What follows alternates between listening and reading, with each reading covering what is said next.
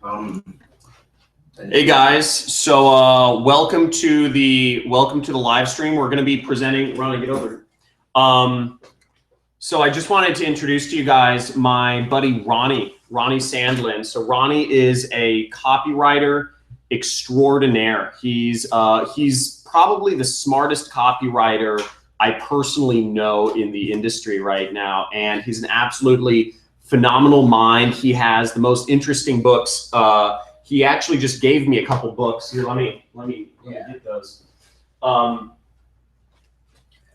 He actually just gifted me a number of books that I'm going to be going over. But what we're going to be talking about in this webinar is we're going to be talking about what I call dark persuasion techniques, and these are traditional marketing. Generally appeals to people's sense of logic. It's called the neocortex. Traditional marketing sells you on features or benefits. Better marketing sells you on emotions. But what Ronnie really focuses on is going down to people's animal instincts, getting down to really people's driving desires for food, safety, shelter, sex, survival, etc. And he makes it, he's been for years now. I mean, he's been making, $1,000 plus per day. You may have tuned in and seen the webinar I did with him where he was making $2,000 a day promoting lead generation products as an affiliate marketer. Now, recently, and this was actually, I don't know, is it when you're in Costa Rica? Yeah. So I get this text from Ronnie that says, dude, I don't even fucking believe it. I just made over $10,000 in a day.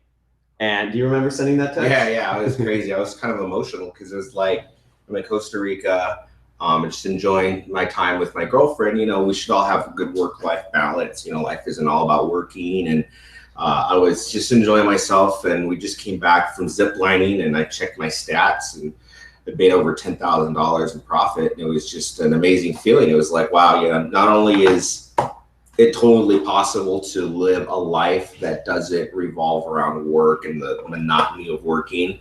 It's totally possible to live a life of freedom, but not have to sacrifice the financial incentive and not have to sacrifice building real wealth in order to live a lifestyle of freedom. Because that was always kind of what I was told. Okay, well, you could have a lifestyle of freedom, you can go do that, but then you have to be okay with not making any money. Yeah, it was always like, and I'm a big believer of, having my cake and eating it too. I never understood that phrase. You can't have your cake and eat it too. Talking about, I'm going to do both of them. And I've always believed that. And so that was really a justification and validation of my belief and my hard work of all these years saying, it is possible to live this lifestyle.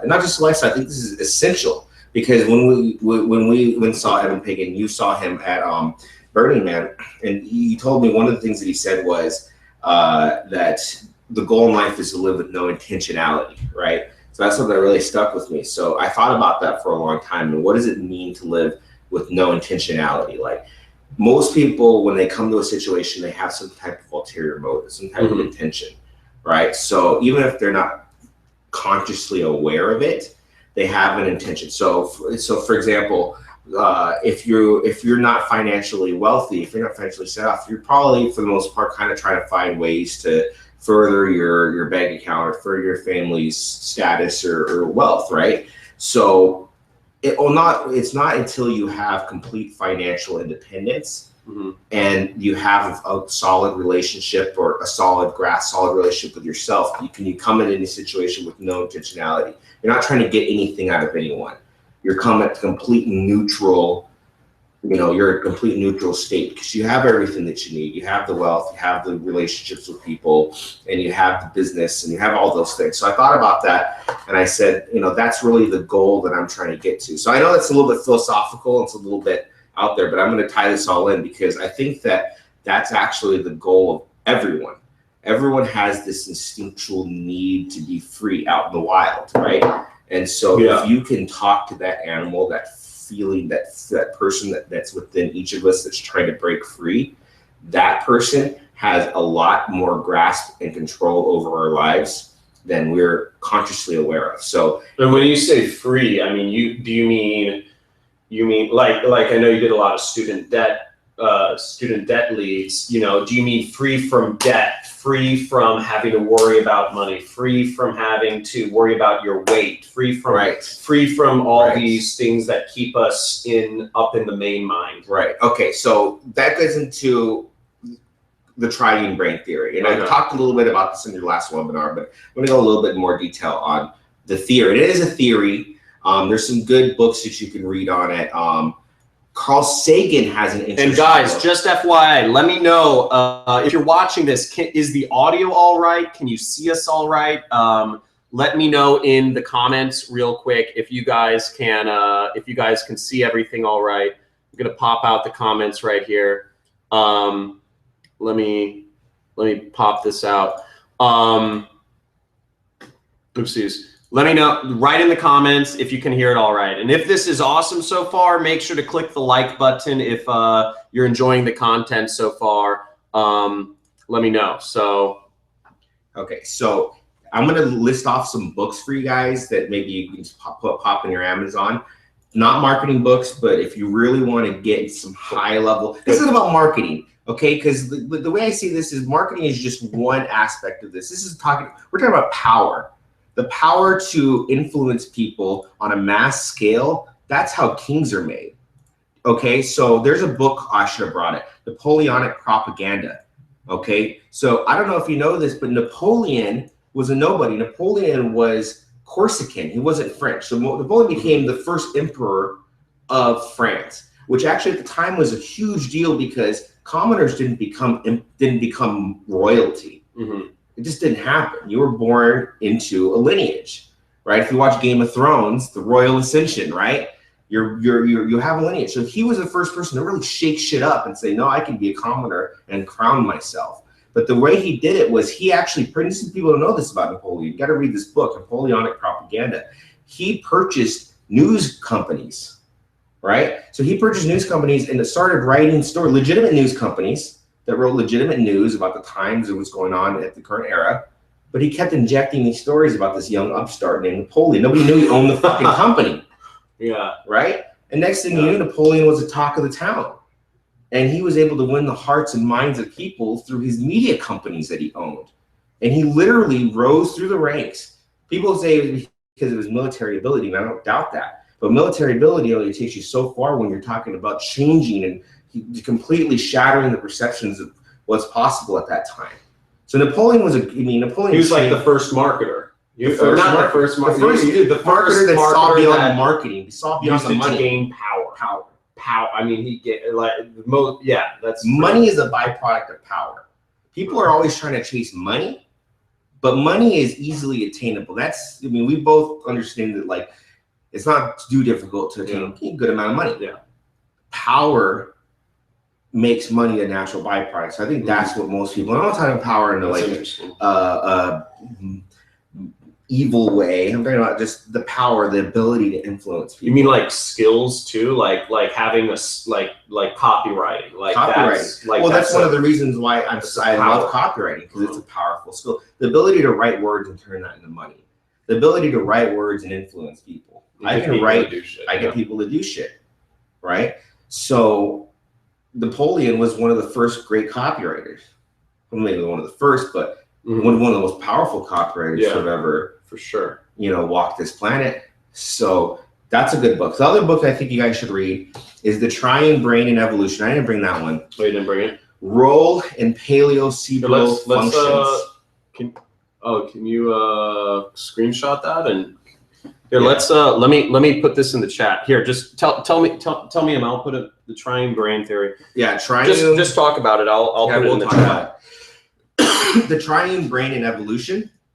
Okay, role and paleocerebral functions.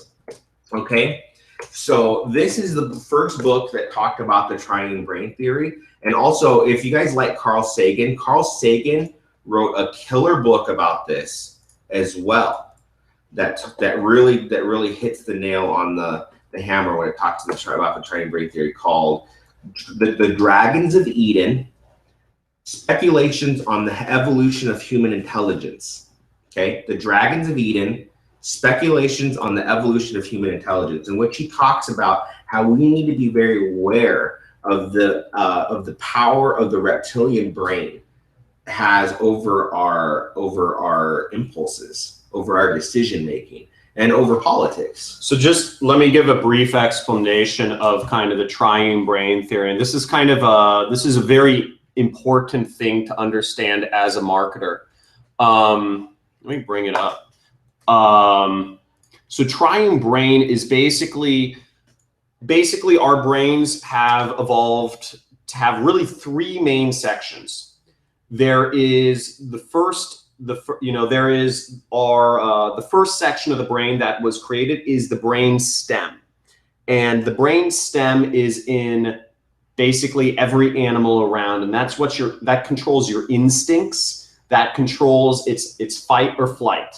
You know, you fight something, or you fight, you flee from it, or you fuck, or you have sex, or go to sleep, or I'm hungry, get food. That's, or I see I see a purple, a purple frog, that means it's poisonous, run away.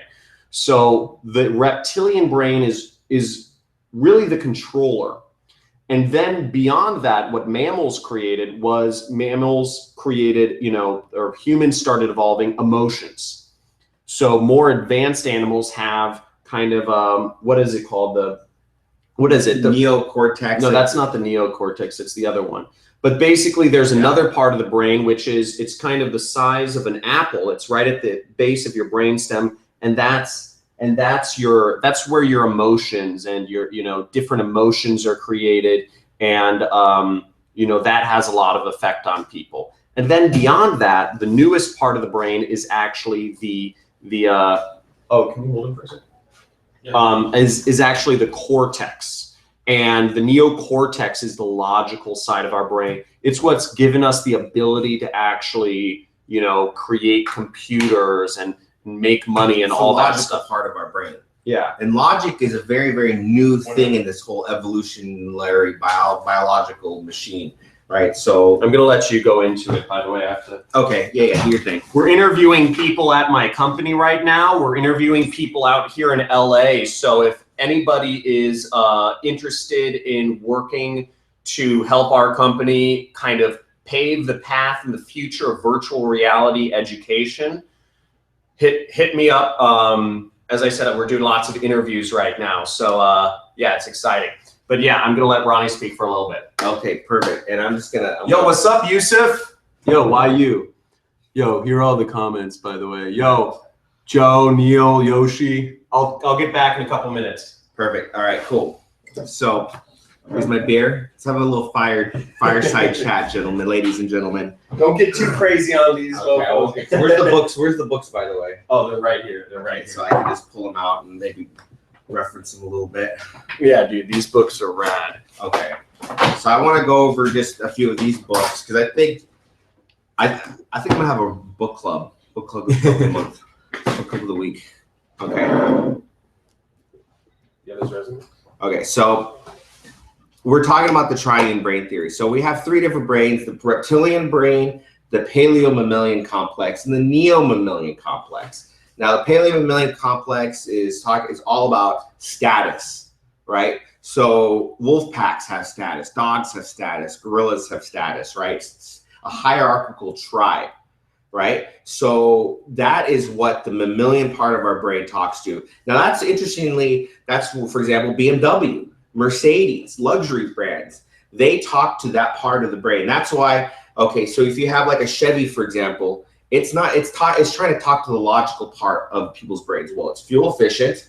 It has a good crash test rating. It has 26.3% cubic volume of this and that, right? And they don't sell it. They can't sell it at as high of a price as a BMW, where they're not trying to sell the features or benefits.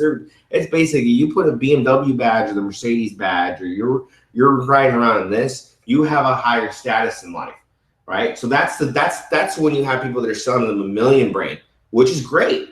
But selling the mammalian brain is much better than trying to sell to the neo-mammalian part of our brain, which is the logical part. It's the most underdeveloped part of our brain, which is how most people try to sell and how to try to market to people. They're trying to say, well, look at these features and benefits. Look what this problem that this can solve.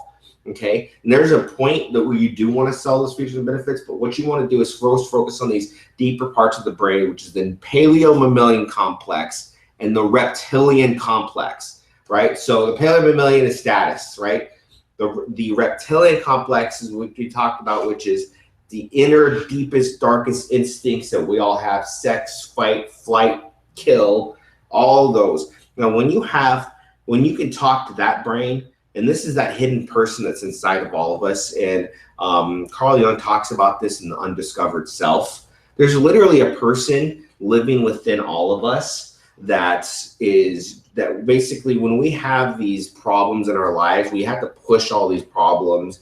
It's called ego defense mechanism. So instead of like going crazy, we kind of push these problems and kind of just push them deep into our subconscious part of our brain. Now imagine there's a person living in that subconscious that has to like process all of these emotions and all these things that your conscious brain just can't process at the time. So that's that other person that's living inside of you. That's kind of the reptilian person, the lower person, your shadow self. And so when you can talk to that person, and this is what it's like, thinking shadow feelings. Going over a lot of books. So. Thinking shadow feelings talks about that, and I'm going to go over that in a second. How to talk to that person. Okay, so in all of your marketing, when you can talk to them, you're gonna find that it's gonna be a lot more effective than when you're trying to talk to the human conscious part of our brains. Okay, so let me pull this up. So, and I'm just gonna pull a few chapters out of I don't think I brought that book either. There's another book, Predictional Irrationality. Okay. That I think you guys should read. So predictably irrational. Predictably irrational by Dan O'Reilly. Okay, so that's a great book, and it talks about how, for example, one way of manipulating people's basic instinct is through scarcity, right? So we're hardwired to believe that they were kind of living in a feast and famine, even though we're not. In modern society, for the most part, especially if you live in America, you're pretty well taken care of. So we don't live in a feast or famine. But however, you can still manipulate that feast or famine mentality, that reptilian part of our brain, by using those scarcity strategies in your marketing. Now, the other strategy that I would use, if you're really trying to talk to that deeper inner self, the one that's kind of the driver of our conscious self. So again, we have two different people. So we have our shadow self and we have our conscious self. Another way of doing that is speaking to freedom. So we talked about this, John and I talked about this earlier, how each of us have this deep desire for freedom. And it's an intrinsic, going into the wilderness type of feeling that we have. So one of the industries that I really like is student debt, because in that particular niche, people are stuck in debt. So debt's a good industry. People that are stuck in some type of debt or restriction, right? So those are very, very good niches to get into, because you can talk to people's sense of being constrained. So in thinking, I don't think it's this book.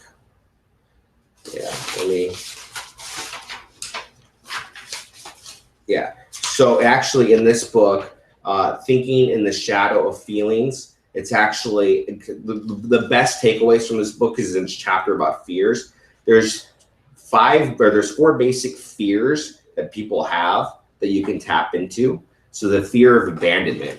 So the fear of abandonment is the fear of losing their friends, losing their social hierarchy, losing their social status. That's very, very deeply seated fear that almost everyone has. So for example, if you're doing a marketing, if it's jeans, for example, you could say, well, if you don't buy these particular pair of jeans in this particular outdoors, so let's say you're doing an outdoors niche, wilderness niche. You say, if you don't buy this particular jeans and your hunting buddies, may alienate you. They're gonna find out that you're not really one of them. You know, if you walk into a hunting situation and you're wearing, Levi's, and you're not wearing the right pair of jeans, and they're gonna know that you're not really one of them. So fear of abandonment, fear of engulfment, which is another interesting fear I think most people don't take into consideration, which is the fear of being trapped, right? So that's a good one when it's talking about debt space. So if you're in the debt space, fear of engulfment, fear of being restricted and confined. So in your copy, you can talk about you actually want to start adding stuff like, hey, look, I felt constrained, I felt confined. When you're writing an advertorial, you want to put this type of stuff in your copy, saying I felt confined and constricted, and I didn't feel like I had the freedom to do what I wanted to do in my life, because I have this crushing debt over me, right? The fear of non-being, which is that's a very, very interesting one that I never really thought about until I read this book, and I started using that, and it really is very effective. So the fear of non-being is the fear of being irrelevant, the fear of being basically an unknown. And so people have a need to leave a legacy. So this is a very, very good one for people that kind of like the wealthy, affluent, right? So these are people that already have, maybe they already have the freedom, they already have, their basic needs met, right? So if you're talking to somebody that is struggling with student debt, they don't probably have their basic needs met. So the fear of non-being doesn't really matter to them. But if you're talking to maybe a baby boomer, right, and they have a home, they have a retirement home, maybe they have some kids, they're doing fine for themselves, this is a good way to talk to them. So the fear of being irrelevant, the fear of dying and not have anyone remember them, right? And so if you're talking to a baby boomer and you're talking about for maybe funeral services even, what legacy do you want to leave behind you? How do you want the funeral to be? How do you want it to be handled? Maybe that's not a good example. We don't really like to talk about that. But if you're in a particular niche where you're talking to the more affluent, that's a very, very big fear, because people at that point want to leave a legacy. People don't want to be forgotten. And so that is a very, very good, even I saw one the other day that was a yacht that was saying, you want to be remembered for living the life that other people want to live. You want to be remembered for having a zest in life. What legacy do you want to leave behind to your kids who will look at your life and follow your example? Buy this boat because this is how you're going to leave, right? It's so irrational, right? Because what the fuck does a boat have to do with leaving a legacy? But because they understood their affluent clientele, they understood that is the fear of non-being is so important to them, right? So the last fear that it talks about, so I'll go back to the chapter. Chaz is memorized, right? Self-coupling versus self-love, okay? So again, if you haven't read this book, this is advanced stuff. Thinking in the shadow of feelings. Okay. So the avoidance of unpleasure. The avoidance is kind of like a Pavlov law thing. So if you're in a situation where they're trying to avoid non-pleasure and gravitate towards pleasure, that's definitely something that's that you want to take advantage of. I haven't really gone too much into that because the self-coupling versus self-love I haven't really found a way for that to be applicable. But the first three is really, really good in this book, and really, really want to tap into those fears when you're writing copy. Okay, so I have a document that I'm going to give you guys. Okay, so it's kind of my cliff notes on a few of these books. So instead of having to read hundreds of hours of books or tens of hours of books, you're gonna definitely 100 hours at least of books. I have kind of a good selection of cliff notes is just, I pulled out some of the best in these chapters in the book, so you don't have to read the whole, you can definitely read the whole books, but I'm going to give you that in PDF. So give me a few minutes and I'll send that over to you guys. But one of the biggest things that actually, you know what, I think I can make it, anyone with the, okay. I'm going to send you guys the link right now in the chat so you guys can go ahead and read along with me.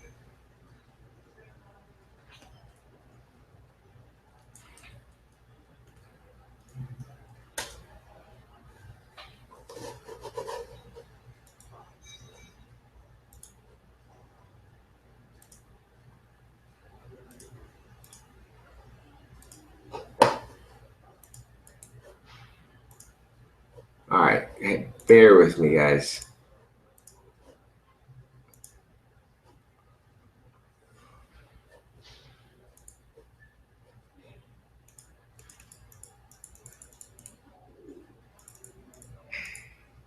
I'm just trying to figure out how to add the message, but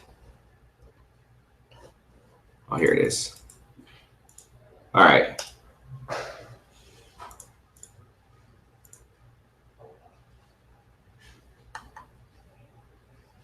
So check this out. So this is a really, really cool guide if you guys want to follow along with me.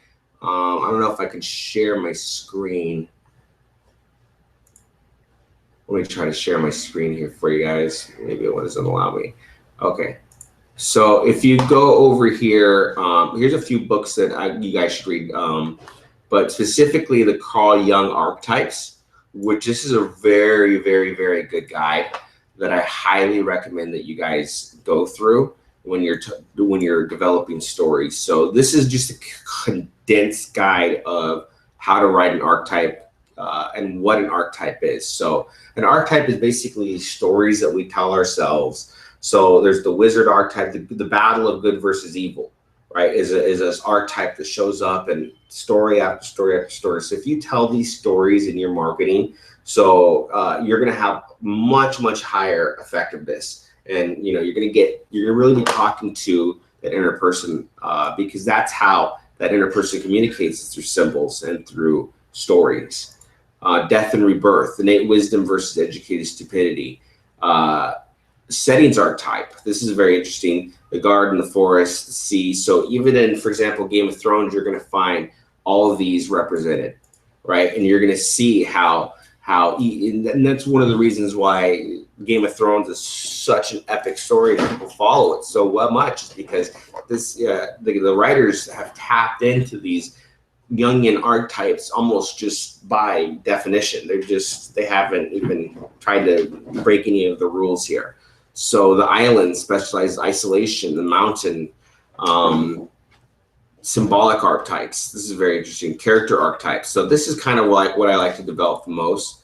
So what characters do you want to put into your stories, right? So when I say stories, I mean advertorials, video sales letters. You can put this in your marketing itself, on your ad, for example.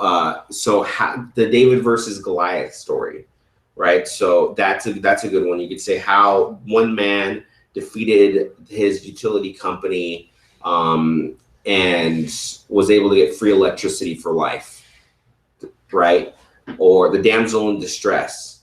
I'm just throwing these out there, right? So the damsel in distress, how this Christian, or how this, so I'm trying to think of like in the dating, because there's a lot of guys who consider themselves to be the nice guys and they can't get girls, but even though they're the guys that are very nice and they should be getting all the girls. So that's a very, very good archetypal story to tell to these people, because this is a story that they're already telling themselves that, oh, girls need to be saved and I'm the nice guy and I am the one who needs to save them, right? So a damsel in distress story, the headline could be how this man stopped the robber and with his gun and got engaged with her within a year, something ridiculous, right? So you see those clickbait type stories, but it doesn't have to be that ridiculous. But if you try to use that theme of it could be, that's a great one. The survivalist, there's people that have their guns, Why do people hold on to their guns? Why do they want their guns? Well, because it's just this instinctual desire that people have to protect their families and to protect, even though maybe it's completely, the statistics kind of show otherwise. It's an instinctual thing that I've got to protect my family. I need to protect the damsel in distress, right? The wizard, the tyrant. So right now, the tyrant, the character archetype, who is the tyrant? Wants to be in charge. Could be considered like a Donald Trump type character, right? So why is Donald Trump such a powerful, what archetypes is he using, right, in his campaigns? White, purity, peace, and innocence.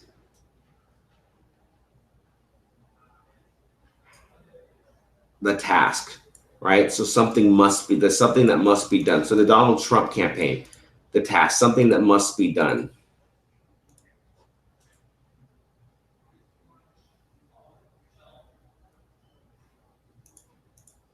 I think that's kind of the archetype that he's going for. The task. He is the tyrant. His character is the tyrant. In the situation is the task. In the small town. That's probably a good way to sum up his campaign. So in marketing, let's say if you're writing an advertorial, you're going to want to, you don't have to say necessarily implicitly use a mountain, but you can use that symbolism of a mountain that needs to be climbed, right? So it's a hurdle, it's a mountain, this mountainous quest there, or this mountainous hurdle that needs to be achieved. And this character didn't think that it was possible. So if it's solar panels, right? Well, we talked about solar panels. Okay, let's do this. Do you guys have any specific niches you want me to work on a headline for? So if you guys have any specific niches that you guys work with that you're like, well, okay, so I would like to maybe get a few headlines using these strategies. And I can kind of give you guys some examples. Credit repair. Okay, so credit repair, which is, you could use the David Goliath story, right? So how one man was able to defeat the credit card companies, how one man was able to lower his credit card statements and screw the credit card companies once and for all, right? Teeth whitening, that's an interesting one. So I'm going to go through this, and this is what you guys should be doing. Say, okay, so how do I apply teeth whitening to this? So why would somebody want their teeth whitened? Train, never survivors, never gets a post, wants to be in charge, has special needs, seeks revenge, wants to be, the dreamer wants to be something else, right? So that's the character archetype of somebody that wants to have whiter teeth. They want to have something else. So what are they dreaming of? What are they dreaming for? So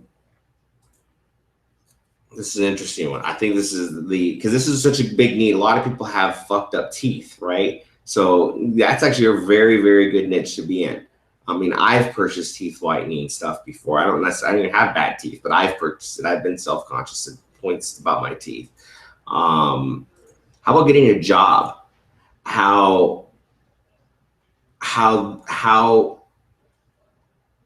people's teeth are keeping them from getting the job of their dreams, right? And then you can find statistics on how people's smiles, right? So, okay, so I'm going to Google this because this is a good one.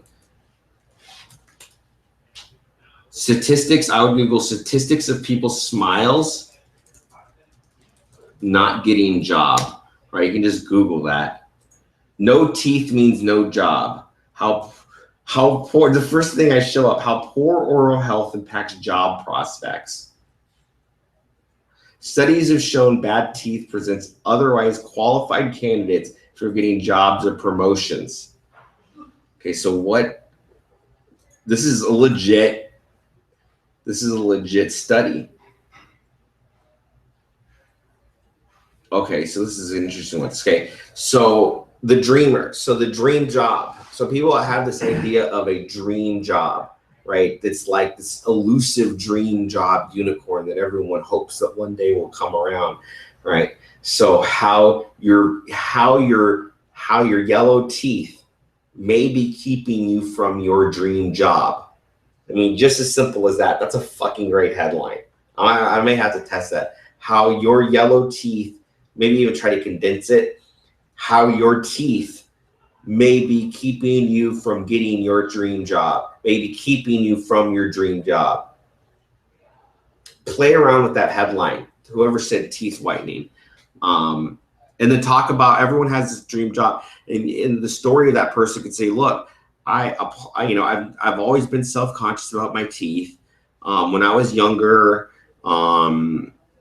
maybe there was a medication they took that kind of made their teeth, because you always want, it's never their fault.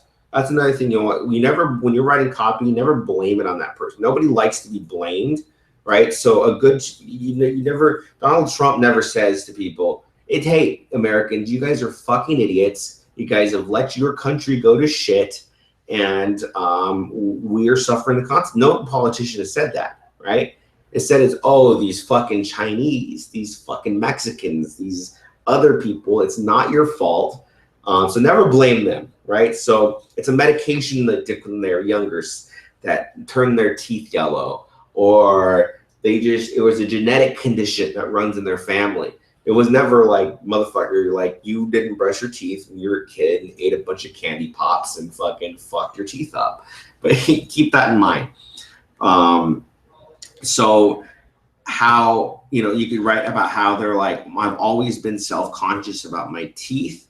It wasn't until I realized that my career wasn't going anywhere. You could talk about the fear of engulfment. I felt stuck. I felt frustrated with my career.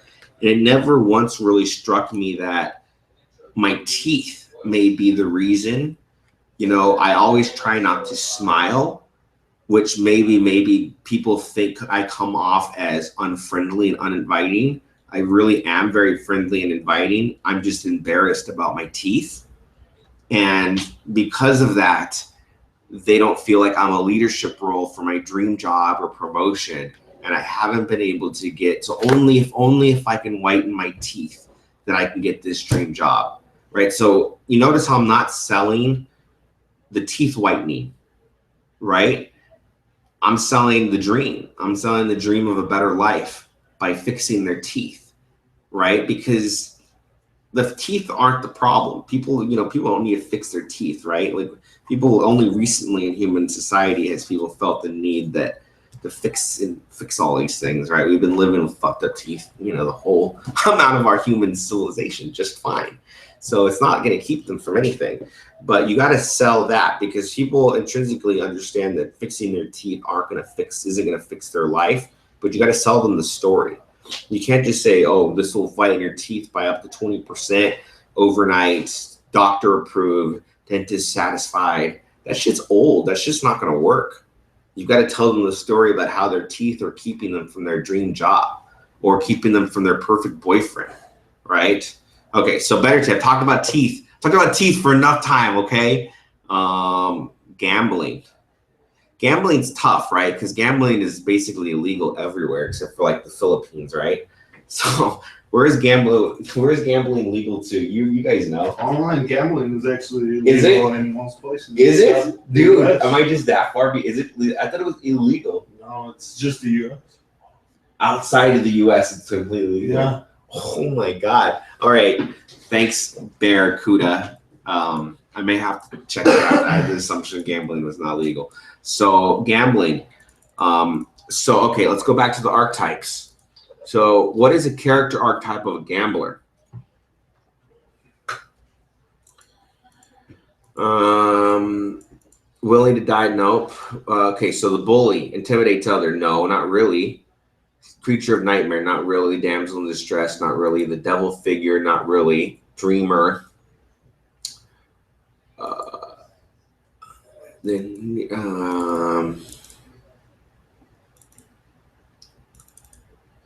Survivor? Never. Survivor? never gives up and always pulls through. Right, maybe that's a good one. That's probably the closest to the character archetypes. And these are just a guide, not like, you know, just use this as a guide. Situation archetypes. The magic weapon. The hero has the ability to use this to be successful in the quest to prove that he or she is the chosen one. Okay, that's good. The ability to use a quest to prove. So you could even use maybe some of the David versus Goliath, the casino.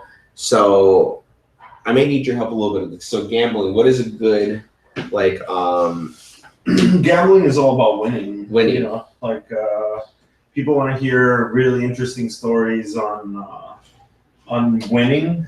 You know, like unusual stories. Yeah. Okay. So like, I see. So like lottery winners. Yeah. So like man that just won the lottery. Yeah. He won, you know, $80,000. Gets his card destroyed by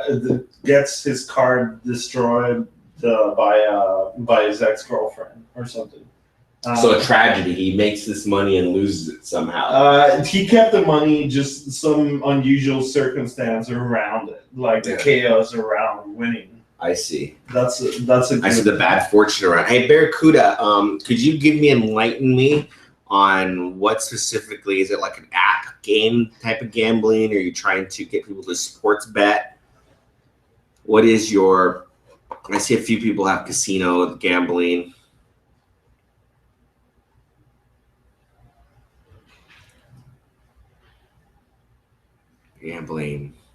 Gambling, online gambling. Okay. So trying to get people to online gamble. Yeah, I think you're just gonna have to use maybe something. A good headline for that is just like you said, just something unusual.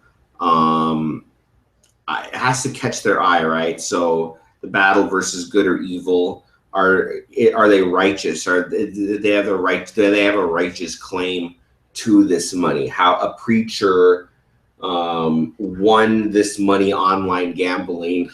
That's a good one. How a preacher could try, because that's so interesting. These pastors aren't necessarily supposed to gamble, but how this pastor won an online gambling game and was able to rebuild a wing on his church. Obviously, you'd have to kind of bullshit that story, but I don't think anyone here is too cares, right? So there's obviously some legalities that you want to look into some of this stuff, but you know, you want to tell a story. Where's the camera? Right there. Oh, nice. Yeah, Gambler's wizard. I could see Gambler being a wizard archetype. So go through this kind of matrix that I gave you guys. Situation archetype. Collect your welcome bonus now. Collect your free two. Yes. That one would probably, I mean, you know, look, free always works. In fact, in the book, if you look at the top, the cost of zero, if you look at the guide under prediction or rationality, the cost of zero, I show, you know, it talks about that, how using free can manipulate people's logic. For example, Donald Trump, instead of selling his hats for $50, he said, free hat, donate $50, right? So there's a difference. The same, you still have to get $50, but you're getting it's the difference between buying the hat or getting the free hat with a campaign contribution. Yeah. So that was an interesting one of somebody manipulating the use of free. Yeah, the idea of getting something for nothing, right, is a very powerful concept. It also goes back to freedom, right? I think intrinsically, like, we're pretty lazy. Most human beings are pretty lazy. We're trying to always get something for nothing. We're trying to have manna from the sky manifest itself. Yeah. That's the ultimate life of freedom, right? Is manna from the sky, God giving you manna, and you just living in the Garden of Eden. That's that psychological story that we tell ourselves is absolute freedom. Now, whether or not we would actually like to live in that world is another story. Yeah. But that's what we tell ourselves. That's a lot of things to tell ourselves. So free kind of fits into that idea of freedom. Freedom makes sense. So yes, you're right. Free. I mean, every single piece of copy I write, I always want to, if possible, I want to include something for free. So even if it's the most mundane thing, even if it's something that's going to cost you like $1, or if it's a physical product, or if it's a digital, you know, even going back to this is like free information, right? Like they were given. But like if you're selling a product that you put something like a free ebook, and it can be an ebook where it's like a 1-page PDF or some bullet points, like that, you always wanna have something free because it just increases sales. I've tested this. Oh, free works, dude. Yeah. Like free beyond works. Actually, one of my biggest bitches, and I'm not going to give that away on this one, but I do use free, and you do want to use that a lot. Freedom. People want freedom. People want stuff for nothing. People love stuff for nothing. Yeah. That's as a copywriter, this is a very, very powerful thing. Like if you even in like mass media advertising, like for example, I was just listening to a jewelry commercial today on the Uber here, and it was just talking about how you know, like get a free ring whenever you show up at the store and you buy something, and that's like their pitch, you know. Well, dude, you know that company that does that candles. Have you heard of this candle company? And they have a ring inside the candle. Yeah. Right? And I've worked with them. I've done them. Right? Dude, that's right. We talked about this. Yeah. We talked about. Maybe I shouldn't give this up. Do you not want to give that up? No, I'd rather not talk about it. But they're like, well, I mean, yeah. I forgot totally that we had this conversation like months ago, like 2 months ago. Yeah. But they're, I mean, like, the idea of putting something for free. Yeah. These candles do really, really well. Yeah. From that. Okay, so free. Look for stuff. If you really want to hit a niche, look for stuff that solves a problem and you can give a giveaway for free. That's why trials work so well at Skin. You know, free. That's free. Try this for free. Get that. Get something for nothing. Yeah, I mean, the way to always do it, if it's by incentivizing from your lander into the offer, when they do that, they'll get something free, you know. And most offers will have something like that or some sort of discount, but you want to make sure you feature that, because that's, you know, even if it's like a physical thing, then like the free shipping, anything that's free, you always want to include it. That's pretty powerful. So Tariq, I hope I'm saying your name right, Tariq McDaniel.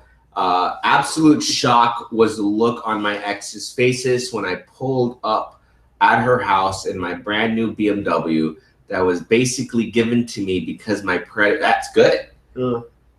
Pretty good, bro. Your credit is absolute garbage, but not for long. You see, the thing is, your credit is absolute garbage. It sounds kind of accusatory. Remember, it's not their fault. Their credit is bad because their student loan companies have screwed them. You know, because they were suckered into his bad student loan debt, or because they had a shady adjustable rate mortgage, or because the economy, or you know what I mean? It's never their fault. So you never want to sound accusatory, Tariq, but I like where you're going with this. I'm going to give you a closely guarded secret that I was taught that will take your score from completely horrible to a score that'll have every bank in America begging you to sign up for one of their credit cards. I like where you're going. I think it could be reworded to make it simpler. Remember, don't ever sound accusatory. You really want to go out of your way to create a scapegoat. That's why Donald Trump Bernie Sanders is so successful, because it was like, Dude, it's not your fault that you guys signed up for fucking loans that you know you can't pay back. It's not your fault that it's not your fault. It's the politician's fault. It's Congress's fault. It's the Jews' fault or whatever. Everyone has a certain. That's what Hitler's excuse was. That's not Bernie Sanders, but everyone has a scapegoat. So make a scapegoat, Tyreek. So why is their credit garbage? Well, it depends on who you're talking to, right? Maybe their credit's garbage because, like I said, it's student loan. Maybe their credit's garbage because they had a disability. Yeah, because of the recession. Because of the recession. Maybe they had a medical bill. Yeah. And these are things you want to list. Hey, most people aren't bad people. The people I wouldn't even say it like that. And they say instead of saying your credit is absolute garbage, not for long, say, look, most people have less than perfect credit. Most people have less than perfect credit. Mm-hmm. It sounds nice. Less than perfect. It makes them feel like, okay, yeah, it's normal. It's normal. It's the absolute norm. It gets their guard down. Most people have less than perfect credit. The thing that most people don't realize is that the system is set up to keep people at low credit scores. So the credit card companies can charge you high interest rates. Yeah. I want to tell you that there's a way to break these rules and to legally break legally and ethically break these rules and dramatically boost your credit so you can drive up to your mom's and to your dad with that BMW next to his beat up Hyundai and say, Dad, I've made it. Or go to your girlfriend and imagine the look on your pop's face when you roll up in the BMW after all these years of him telling you that you're a loser. That you got a very, very low price. And then when he says then he says you can't afford it, son, you show him the APR you've gotten.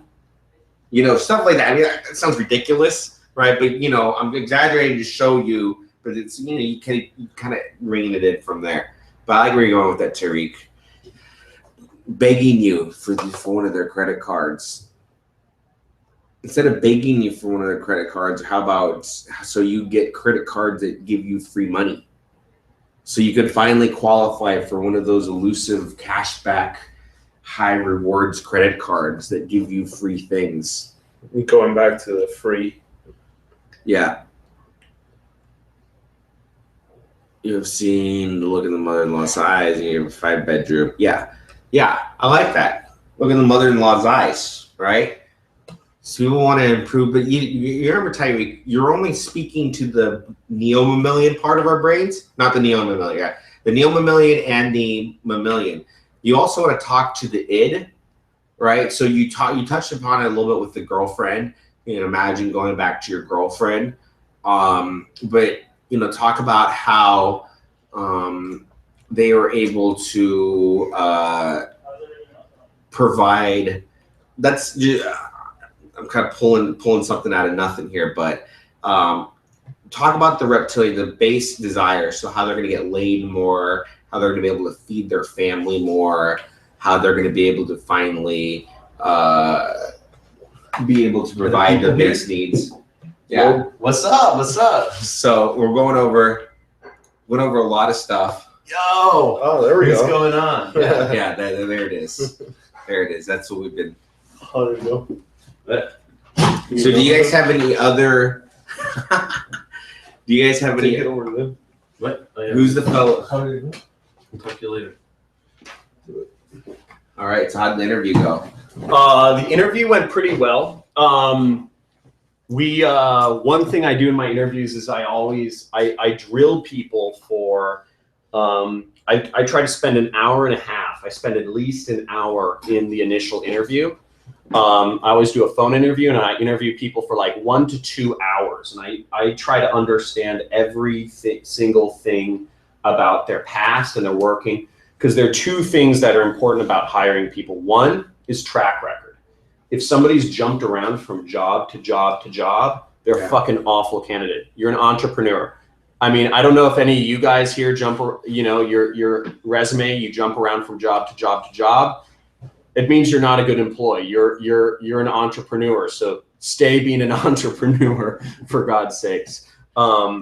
You know, so I won't hire people that jump around, and I won't hire people also, you know, and in their track record, I see if they have innovative, if they've innovated, if they've just done the job, if they just did what they were told to do, or if they went above and beyond, if they tried to systemize, automate, you know, innovate in that position and make it easier and make it better and take on more work. So people that take on more work, systemize, automate, etc., those are big things I look for. And then the second most, so track record. And then the second most important thing I look for is optimism. Optimism. If somebody does not have an optimistic attitude, they will make excuses for, you know, they'll say, oh, I don't know JavaScript. I don't know how to change this page around. Well, it's this thing called the internet, learn it. And, you know, figure out, you know, you can figure it out for free. I will not hire people who are not optimistic, who don't have a can-do attitude, who don't have an attitude that they can figure it out. We're not, you know, everything we're doing in the marketing and sales world, it's not rocket science. It's all stuff that can be done, that's been done before. It can be done very easily. What size shirt do you wear, John? This is a medium. Dude, I think I got you a shirt too. Hey, oh, what? I'm calling with gifts. This is one of my companies. Crazy. I'm in the solar business. So what is it? Affordable solar. That's great. Dude, this guy has so many weird little side projects. He's like an investor, marketer. And how was the webinar, guys? Did you guys learn a lot from Ronnie? Guys, click the like button. So I'm gonna see how good this was with Ronnie. Click the like button if this was awesome, and let me know in the comments if you guys would like me to bring back Ronnie for another webinar in the future.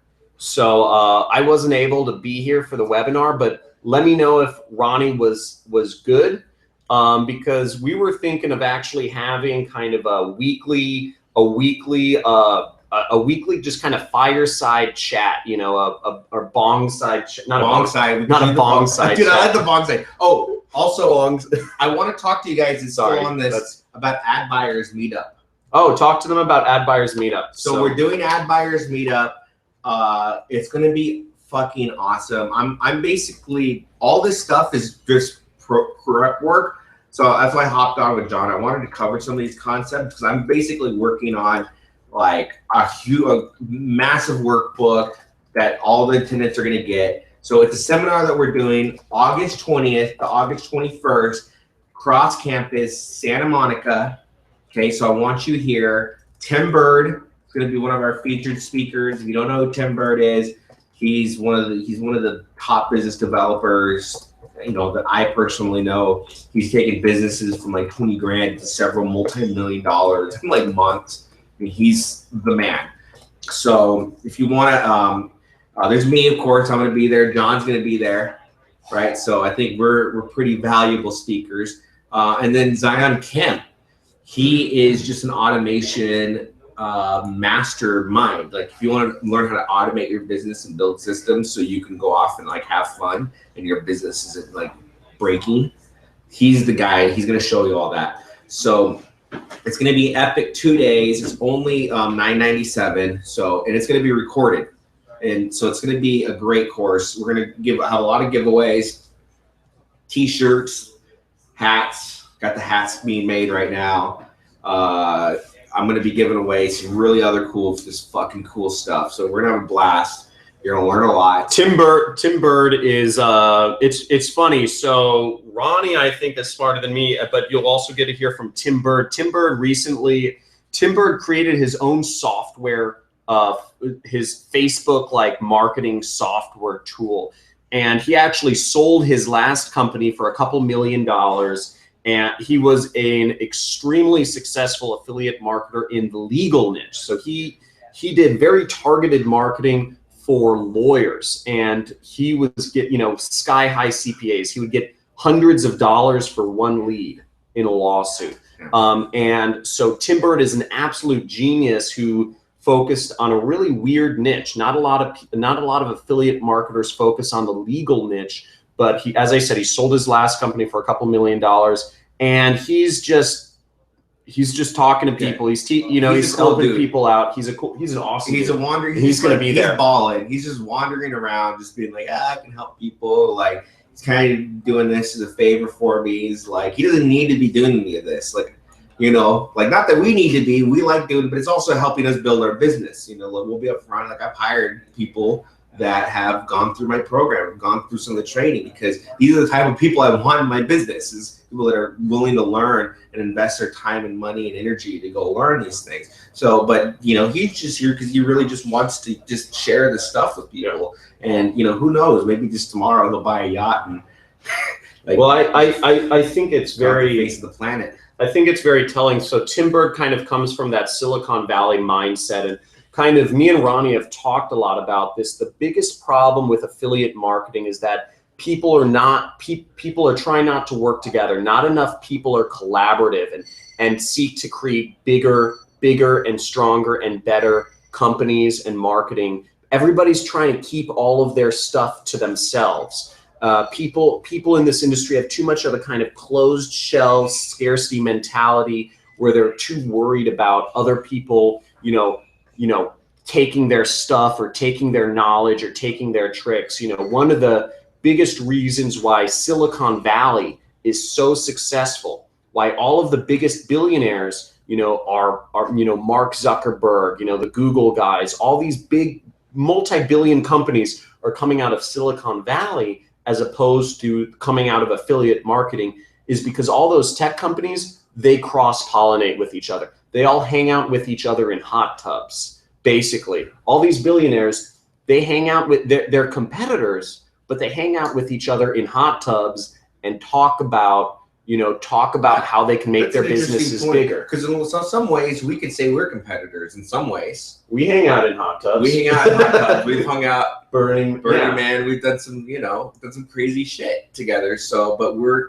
we don't see each other as competition, but as as ability. We've helped each other grow significantly. John's helped me grow significantly in my business, and I think that's the point, is collaboration, not competition. And especially in this industry, collaboration makes a lot more money. I see a lot of people try to tear people down in this industry, and you got a lot of haters. Yeah, I got a lot of haters. I understand. I get it. I understand. But it's really just shows the scarcity mindset that people have in this industry, and how much more growth is needed in this industry. And not just needed, it's going to happen. Human beings grow. And so right now is the time to get in and be a part of the growth while it's still in its teenager fuck you stage. You know what I mean? We're still like, this industry is still like teenagers, like we're like, fuck you, scarcity. We're about to start becoming grown-ups as an industry, and and I think that's where the real big money is going to be made. I think there's going to be billionaire affiliates very soon. Oh, dude, there are billionaire affiliates. Okay, there actually are. So Expedia.com. Yeah. That's an affiliate. That's affiliate marketing. That's true. Groupon. Yeah. Groupon is affiliate marketing. They don't call themselves affiliate marketing because some of you guys watching on the webinar, you know who you are, have given affiliate marketing a bad name. Yeah, you guys. You guys. That's so funny. No. Okay, we've all been guilty a little bit. We've all pushed the boundaries a little bit. But the topic of this webinar is Black Hat copywriting techniques. But the point is, all of these, like Groupon, all these companies, some of these companies are billion-dollar companies. Collaboration. We want to hang out in hot tubs with you. Go to Burning Man. Who's going to Burning Man here? Anyone going to Burning Man? Anyone going to Burning Man? Nobody. We'll bring back knowledge for you guys. Don't worry. We'll bring back the pictures. What would you guys like to see? What would you guys like to see on future webinars? Guys, let me know kind of what was the best, what could we kind of, there's a lot of stuff that we've done, and obviously we've both made millions of dollars in affiliate marketing, and we're looking to give people kind of what can we share, because sometimes I understand the things that I find interesting are not necessarily, they're kind of more crazy or high level, or not stuff that you're not ready for. So what would you find interesting? What are things that you'd be interested in learning about? Is it honing your copywriting skills? Is it just the basics of setting up a website? Do you just want to know how to buy hosting and, or do you want to understand advanced features of volume? Or are you looking for, analyses of individual advertorials, maybe that Ronnie wrote? We could do that. We could do analysis of advertorials. I would love to see your guys' advertorials. I think it's an interesting point that you brought up, because like just a couple of years ago, the knowledge that I would want to have learned was like the specific media buy-in, like what are the tricks, what are the bidding tricks? Yeah. Just a couple of years ago, that's what now at the point of my business, I'm trying to learn this type of shit. Because the other stuff is that's all easily learnable. The tricks, I mean, sorry to cut you off, but I almost feel like if you're looking for specific tactics come and go. Yeah, exactly. If you're launching campaigns, you'll figure it out. Right. The main thing is just to keep launching campaigns, and you'll figure those out easily. And understanding people and how people think, and persuasion is a lot more powerful than understanding a bidding strategy. Okay, that's what it comes down to. I don't think the most powerful people in the world, Rupert Murdoch, doesn't understand the intricacies of how his web portal of his news empire works. He doesn't give a shit. Yeah, he cares about the high level concepts of how knowledge is power and how he's able to manipulate that knowledge to be at the top of the world. Well, yeah, that's big stuff. So a funny thing about Ronnie is he wasn't even using a click. I see you're using volume now, but he wasn't even using a click tracker. He wasn't even using a click tracker until recently because he had the skills. He's so honed the actual skills of marketing itself, of persuasion, that he didn't even need to understand like data analysis.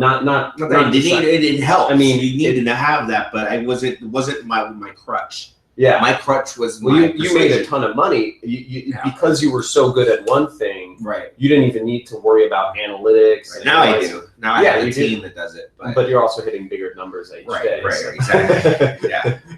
So I think it's hand in hand. So, hey Ruchi, hey Sophian, Blake, guys, thanks everyone for commenting. Are there any questions you guys have? Any questions you guys have right now? Web Tools, Arif, Matt Clark, what's up Tyriek, what's up JT? So any questions you guys have right now? Let me look through everything.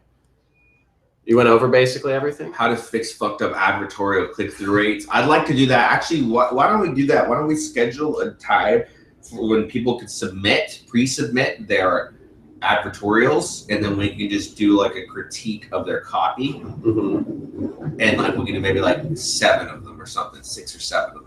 And you have like in-depth. Would you guys be interested in that? Kind of submitting some of the advertorials you wrote to us and have us kind of break it down. Hit paste. Break it down line by line. No, another one. The ad buyers. No. They're looking for the Google Doc. Oh, the Google Doc. Oh yeah, here. Let me share this. Sorry to interrupt. I think I'm here to see John. Here. Okay, here. Yeah. Take this. You got it. So here, let me paste this in. Here's the document. So that is the copywriting cheat sheet.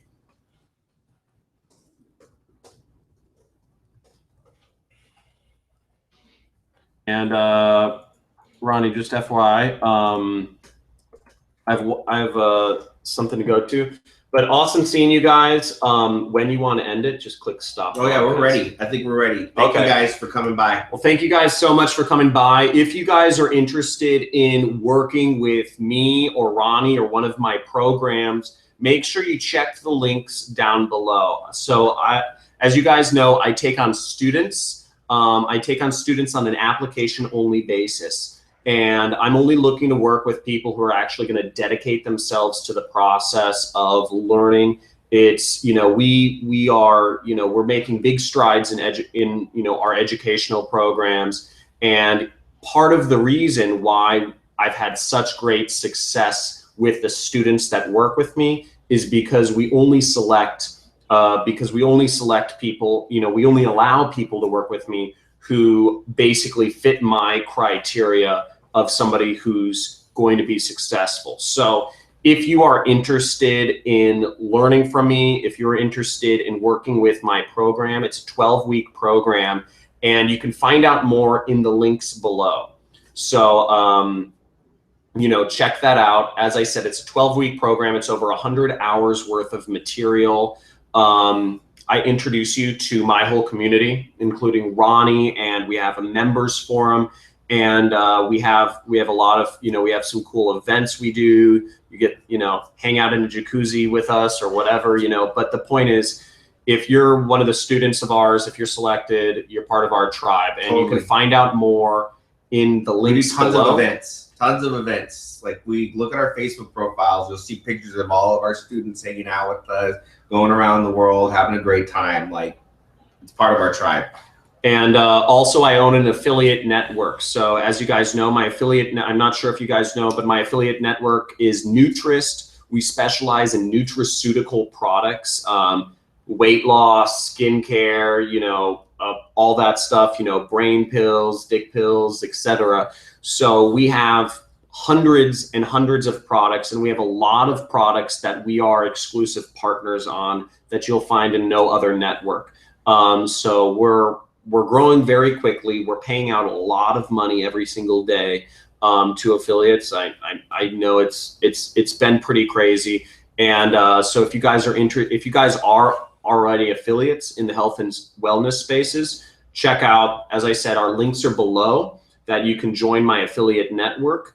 We're looking to work with more affiliates, and yeah, Nutrist, it's awesome. So we've been growing a lot lately, so that's cool. Thanks to you guys. And also, I'm going to be in New York at the end of this month for Affiliate Summit East. I'm going to be speaking at Affiliate Summit. They actually asked me to speak this year, so I'm doing a little session there. And we'll also be having, I'll be hosting a number of dinners and events for some of our top affiliates. So if you guys are interested in meeting up in person and you're not able to come out here to Santa Monica, go over to New York for Affiliate Summit and get involved in the community, network with other affiliates, and I'll see you guys there. Peace. Cool. Guys, have a good one. See ya. Sweet. Cool. All right.